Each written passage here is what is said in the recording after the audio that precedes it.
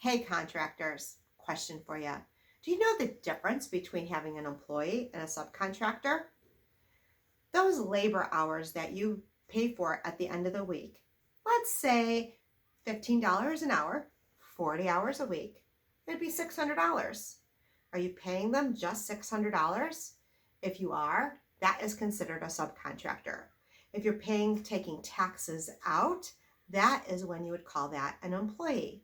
Today we're going to talk about subcontractors a little bit, and that there are labor hours that we call subcontractors, but there are other professions that also require, that are considered kind of subcontractors.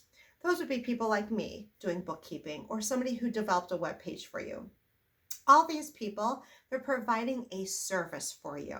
That is what they have in common. And when companies provide a service for you in your business, you need to acquire from them a W-9.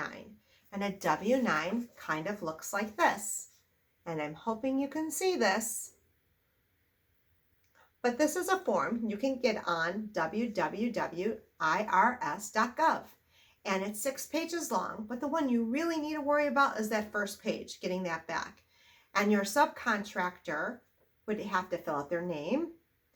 If they're a sole proprietor, which most are, if they're not, they can fill out what their company is, their address, their social security number. They would sign it and date it, and you would take that information and put it in your QuickBooks. At the end of the year, you would provide them, if they made $600 or more, a 1099. And for years and years and years, they have been getting what's called a 1099 miscellaneous form. And this may look familiar because this is what they've gotten for years. In fact, they've gotten that form since 1982. This year, they changed it. Back in 1982, instead of getting a 1099 miscellaneous, they got what was called a 1099 NEC, which stands for non-employee compensation. And they've decided to bring that form back. So this year, your subcontractor and service people will get a non-employee compensation or a 1099 NEC form. And it looks a little different. To do this in QuickBooks, they are still working out the programming for it. And my understanding from QuickBooks is you're kind of going to have to make it work by creating some journal entries and stuff. So no, to process this will take a little bit longer this year. Again, you need to get a 1099 from those people. Now I know you probably already paid these people. And here's a little tip. They're not employees. They're subcontractors.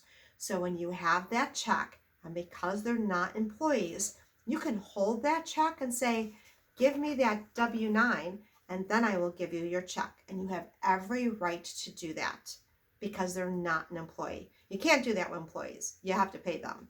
But for subcontractors, you need to get these W-9 forms. Now, if you're paying them in cash, that's a whole nother topic, and we'll talk about that later. Have a good day. Hi, I'm Tristan, Gina's son. I would encourage you to scroll down and like and subscribe.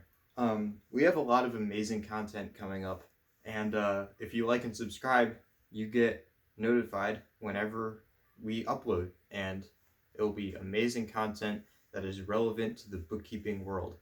And until then, this is Green Tree Bookkeeping, the place where you can hang your hat on.